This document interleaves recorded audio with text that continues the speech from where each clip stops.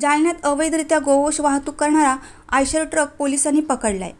चंदनजीरा पोलिसांनी ही कारवाई केली आहे। यात पोलिसांनी अवैधरित्या वाहतूक केल्या जाणाऱ्या 16 जनावरांची सुटका केली आहे। जालना शहरातील नवीन मोंढा रोडवर पोलिसांनी नाकाबंदी केली होती।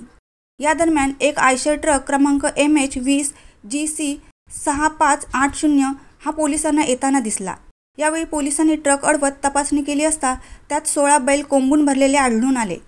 या प्रकरणी पोलिसांनी चालकावर गुन्हा दाखल करत सर्व जनावरांची सुटका करून त्यांना गोशाळेत सोडले आहे। रायगड प्रतिबिंब न्यूज ब्युरो, जालना।